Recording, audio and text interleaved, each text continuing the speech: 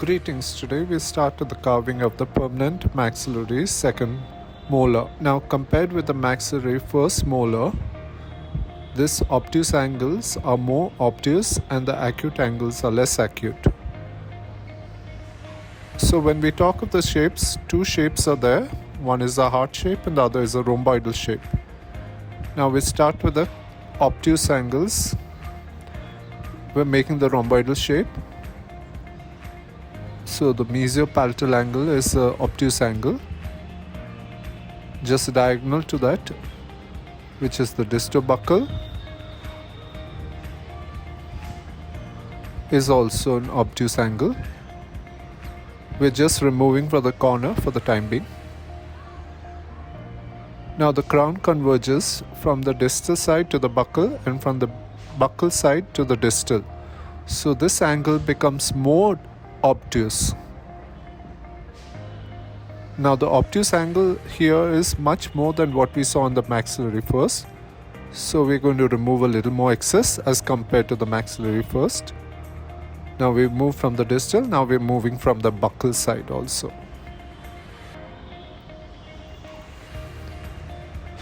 So now we see that this angle is more obtuse than what we had in the maxillary first. And on the mesiopalatal we have an obtuse angle.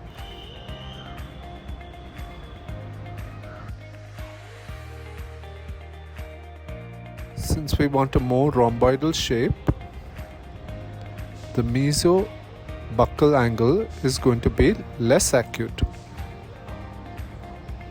Now we'll outline the cuspal forms, the mesiopalatal, distolingual or distopalatal, and the distobuccal. Distobuccal is becoming more smaller and the distolingual is also much smaller.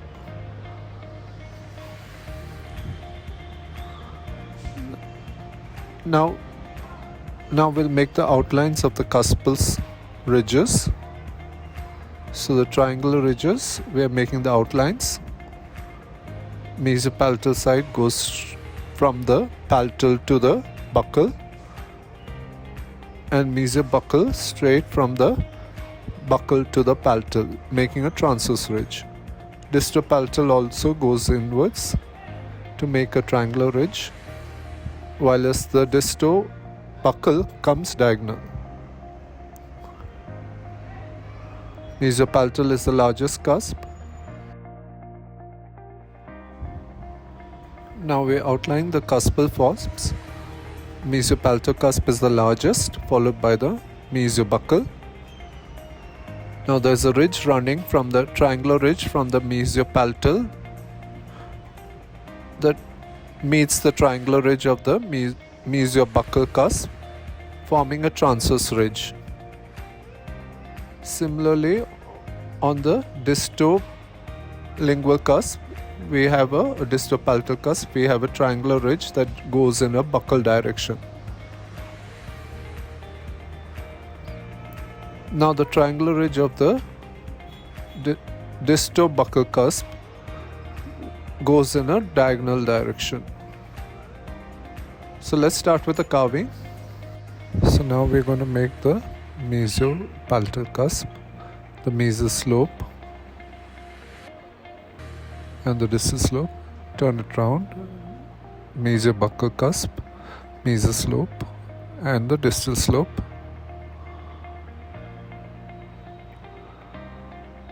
So this is where the buccal groove is going to be. This is the distobuccal cusp. It has a mesoslope and the distal slope goes in a diagonal fashion. So just like in the first molar, we take it in a curved fashion. So that it goes in a diagonal arrangement or pattern. So here we see that it's going diagonal. Now coming to the distolingual cusp, it has a distal slope and a mesoslope.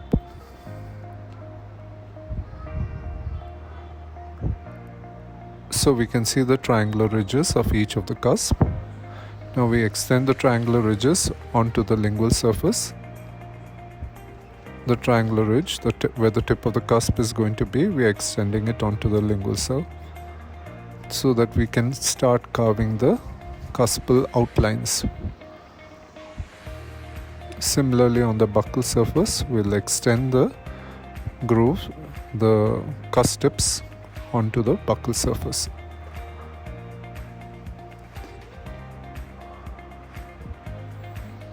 Each of the cusp has a mesial slope and a distal slope, so we'll just remove a little bit of wax on the buccal surface, not extending it too much onto the occlusal. Similarly, on the distal buccal, we'll make the distal slope even more sharper so that we get the distal marginal ridge at a lower level. Coming to the lingual cusp, similarly, we'll make the mesial and distal slopes for each of the cusp. And similarly for the distal lingual also, we'll do the same thing. Now we need to bring both the cusp tips of the buccal side more inwards. So here's the outline of the cervical line and the junction of the cervical and middle third. So at the junction of the middle and cervical, we'll take the cusp inwards. So two plane reduction for each cusp on the buccal surface, taking it inwards so that we can see the buccal's surface from the occlusal aspect. So similarly on the distal buccal cusp, we do the same thing.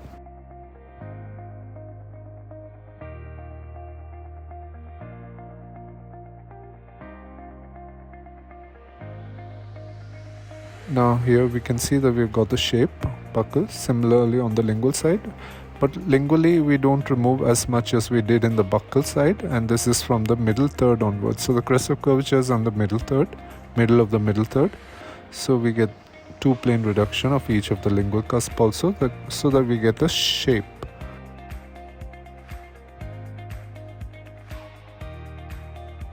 So the more angular appearance, distal side should be much smaller than the mesial side, the cusp, so there should be more of an obtuse angle on the distal buccal. So we can remove further the wax and round off all the sharp angles.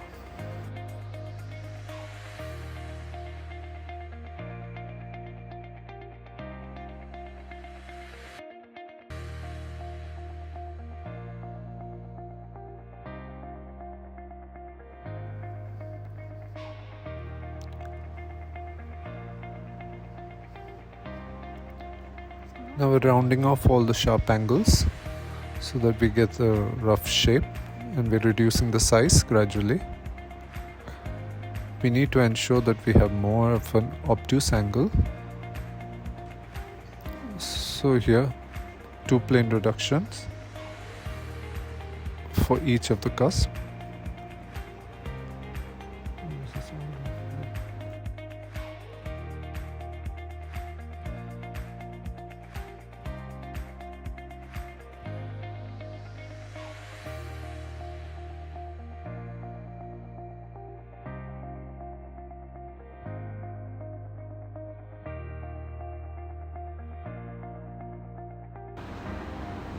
Coming to the lingual cusp, mesolingual, the mesial slope and the distal slope, distal lingual, the mesial and the distal slopes, just slicing it off.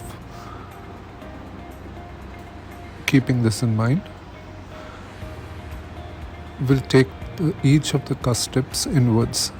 So the crest of curvature on the buccal is at the junction of the cervical and the middle. So we mark that point and we take it inwards.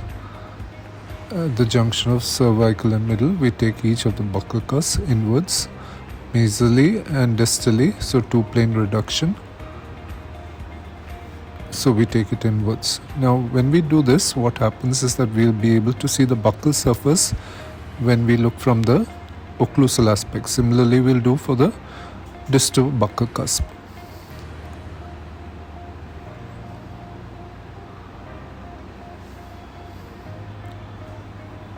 Now with this we get the shape of the crown. Similarly on the lingual side, here the crest of curvature is in the middle of the middle third. So from there we take two plane reductions. So that was of the mesolingual, this is of the distolingual. So we get the classic shape of the crown that has a jagged appearance both from the buccal and the lingual. Now the distal side has to be more angular and the distal cusp should be smaller than the lingual mesial side. So we'll have to remove more from the distal side. Smoothen the surface.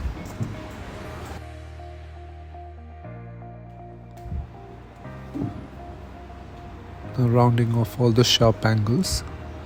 Just smoothen it.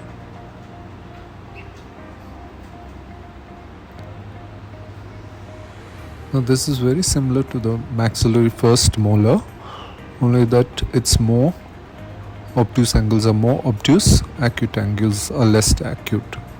So it has more of a rhomboidal shape, more of a rounder shape as compared to the maxillary first.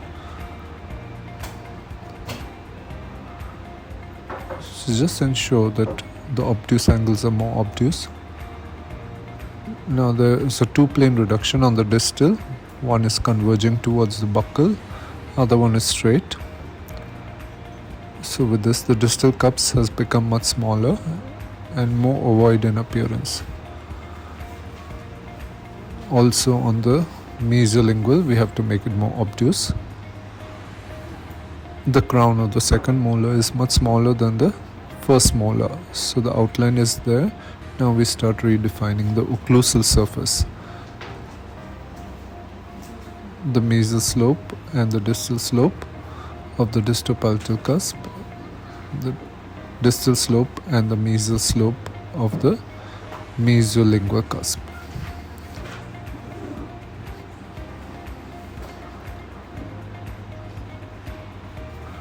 So here we have to get a transverse ridge between the mesopalatal cusp and the mesobuccal cusp. So we're doing the mesobuccal, so mesial slope and the distal slope forms a transverse ridge here.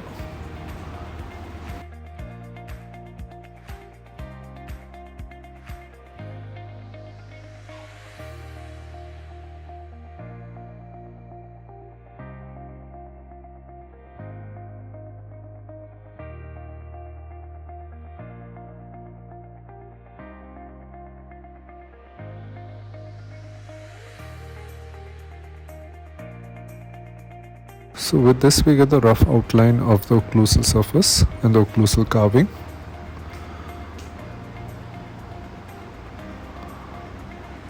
You can just run the lacrons on the surface of each of the cusp, just like we do in our carving of amalgam. So here we redefine all the grooves and the fossas. Now we'll go for the root carving as the shape of the crown. We'll extend it all the way to the tip of the root. The length of the root is about a millimeter shorter of the maxillary first. So keeping in mind that the tip of the root is within the base, we'll leave it at 10 millimeters. And as the crown shape, you extend it all the way down. But on the distobuccal, we need the distal roots to be distally inclined. So we're just removing just a little concavity just below the distobuccal cusp. You leave the rest of the wax on the distal side of the root, and slightly from the cervical we're removing. Now both the mesobuccal roots are a distal inclination, so we're removing a little from the distal. From the mesial side we're removing a little more. Now the bifurcation, we'll extend the bifurcation just like we had it on the first molars.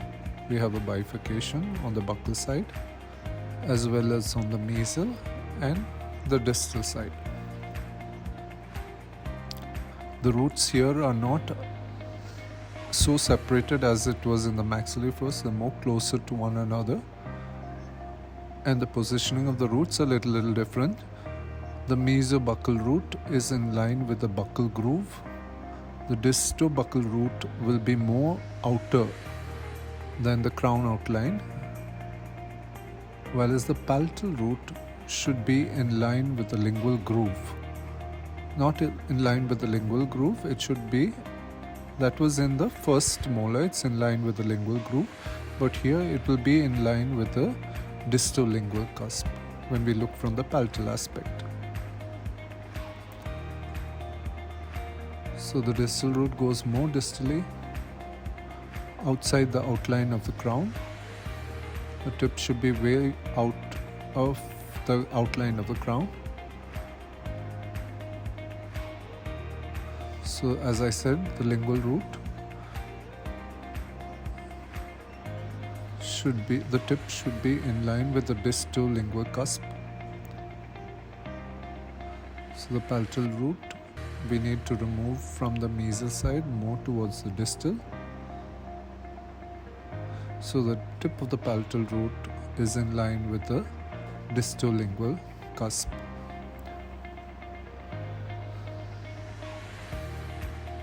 So in the rest of the carving, I'll be demonstrating how I'll be finishing off the carving of the roots and opening up the bifurcation only slightly.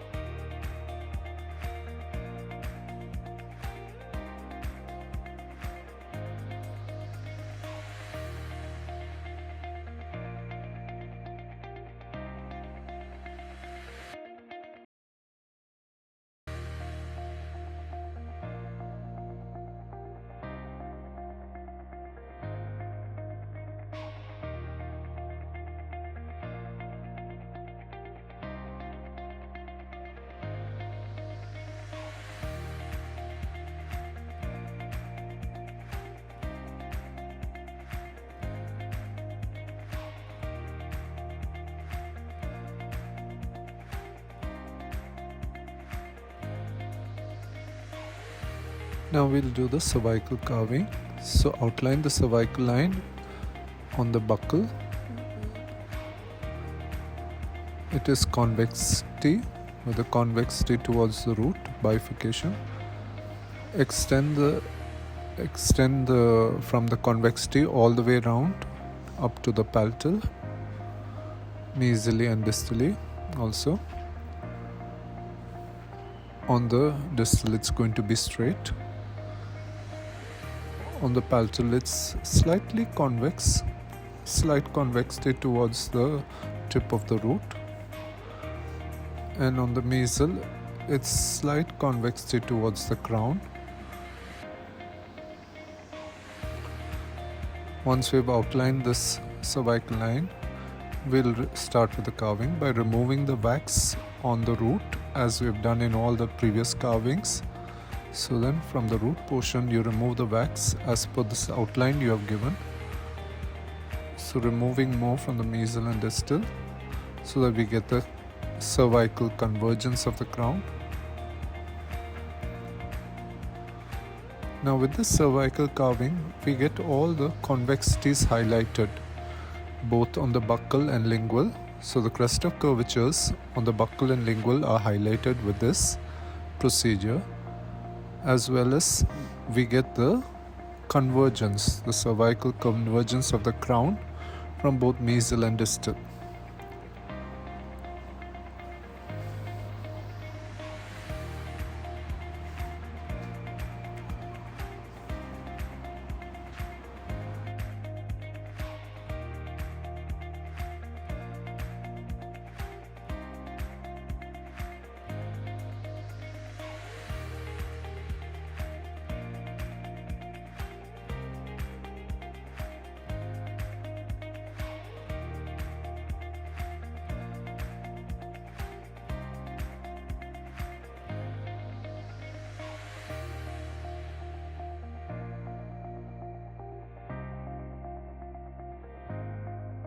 Now once we've removed all around, there is definitely a depression you can visualize. You can see that depression in the wax just below the cervical line, which we need to extend all the way down to the tip of the roots.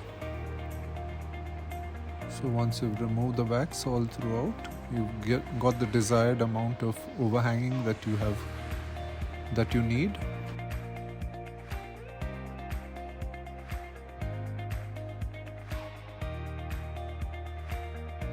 So there's this ditch created. Now extend all that wax all the way down to the tip of the root. So you get a smooth surface of the root from cervical to the tip.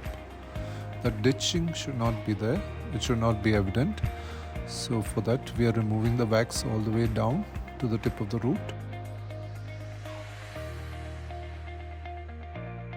So now once we've made the surface of the root smooth, we see that the crown is projecting above.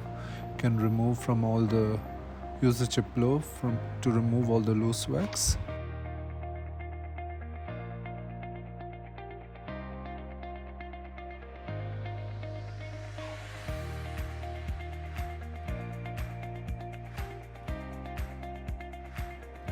So we see the crown is sticking out. So from the buccal surface, we want the crest of curvature in this cervical third. So just smoothen it. So the cervical ridge comes, the crest of curvature on the buccal side. Just smoothen it just slightly.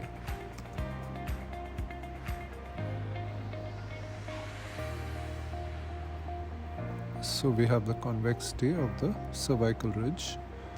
Similarly, mesially and distally, place your lacron straight and just take it all the way so that we get a sort of all the way from buccal to palatal, so you see the convergence. Similarly on the distal, we are doing the same procedure. So just give a slight angulation to your carver as you do this, so that you have the crown converging towards the cervical. Similarly on the lingual side, here the crest of curvature should be in the middle third, so up to that point you smoothen it so that you get the crest of curvature coming towards the middle of the middle third.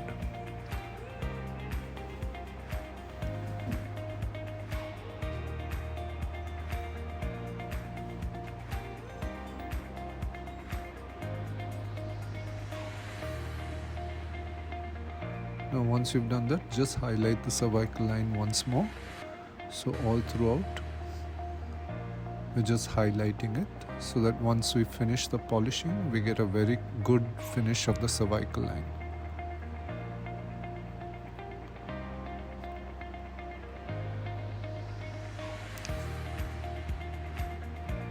So here this remaining video will be showing us the finishing of the crown, where we smoothen the surface and remove all irregularities with your lacquerons cover before polishing it with a polishing cloth.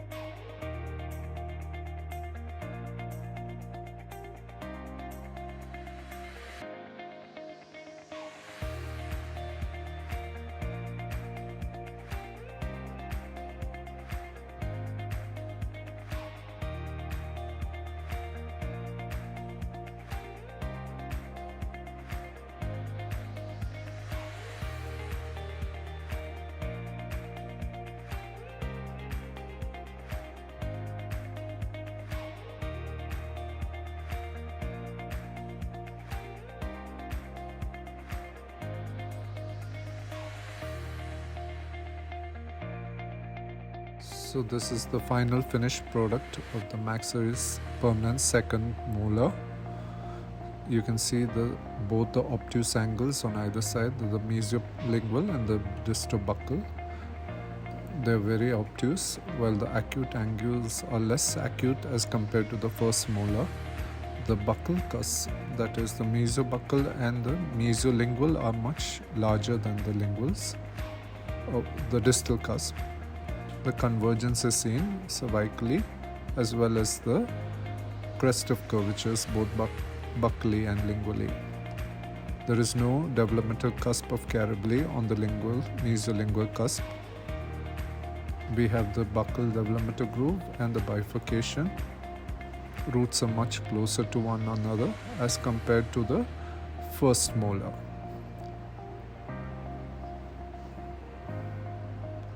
You can see the roots are more distally inclined as compared to that of both the buccal roots are more distally inclined as compared to the buccal first molar.